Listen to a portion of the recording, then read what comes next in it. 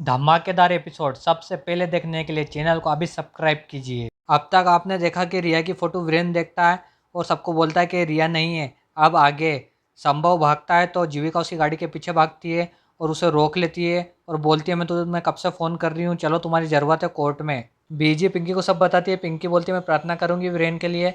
Defence वकील बोलता है केस शुरू होते ही ख़त्म हो जाएगा क्योंकि वीरेन ने अपना जुर्म कबूल कर लिया, इनको सजाएं सुनाई जाए। वो अब रिया का फ़ोटो जज साहब को बताते हैं तो वीरेन बोलता है जज साहब ये रिया नहीं है, ये तो कोई और ही है। डिफेंस वकील बोलता है तुम अपनी वकालत यहाँ मत बताओ, अगर तुम्हें यही नाटक करना था तो अपना जुर्म कबूल ही क्यों किया। फिर संभव को बुलाया जाता है कोर्ट में। संभव बोलता है यही रिया है और वीरेन शौक हो जाता है सुन के और बोलता है तू झूठ क्यों बोल रहा है, ये कहा रिया है, मैं पेशे से वकील हूँ, मैं एक चेहरा एक बार देख लेता हूँ तो भूलता नहीं हूँ। संभव बोलता है क्या बोल रहा है तू, मैं तो तेरे साथ हूँ, मैं तो तेरे छुड़वाना चाहता हूँ और तू मेरी बीवी को पहचानने से इनकार कर रहा है। तो वीरेन गुस्सा हो जाता है, बोलता है तू झूठ क्यों बोल रहा है, सफ़ेद झूठ बोल रहा है तू, मैं तेरी बीवी से कई बार मिल चुका हूँ, ये रिया नहीं है। तो संभव भी गुस्सा हो जाता है, बोलता है तू ऐसा क्यों कर रहा है। तो वीरेन बोलता है नहीं तू गलत कर रहा है, तो ये तेरी बीवी नहीं है, और उससे गुस्सा हो जाता है। वो संभव का कॉलर पकड़ लेता है, उसे मारने दौड़ता है, पुलिस वाले बचाते हैं।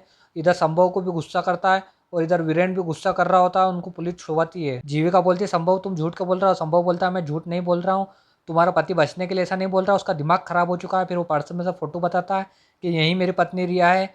तो जीविका नहीं मानती है उसकी बात। इधर मानवी बोलती है मेरे जीजू झूठ नहीं बोलते हो। तो अभी थोड़ा उनका दिमाग ये सुन के ही जीविका गुस्सा हो जाती है कि क्या बोल रही है तू मेरे पति को, तुझे लगता है मेरा पति झूठ बोल रहा है, तू ऐसा कैसे बोल सकती है मेरे पति को। सबके सामने लड़ती है तो विराट उनको छुड़वाता है। दद्दा जी ये सब टीवी पे देख के नाराज होते हैं, बोलते हैं जीविका को ऐसा नहीं करना चाहिए।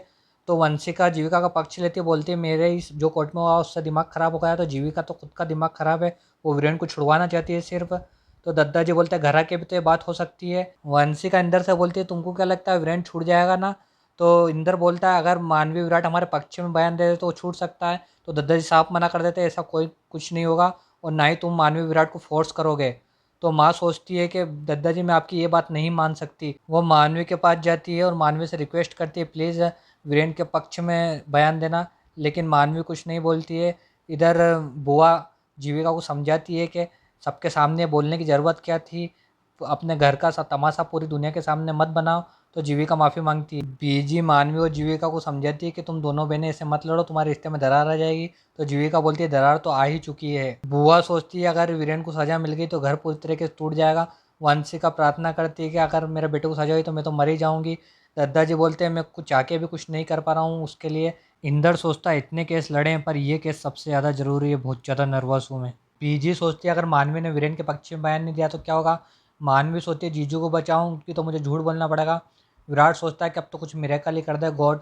वीरेन सोचता है कि मैं सबसे अलग हो जाऊंगा। जीविका सोचती है कि ये इतनी सी जुदाई बर्दाश्त नहीं हो रही, हमेशा की जुदाई में बर्दाश्त नहीं कर पाऊंगी।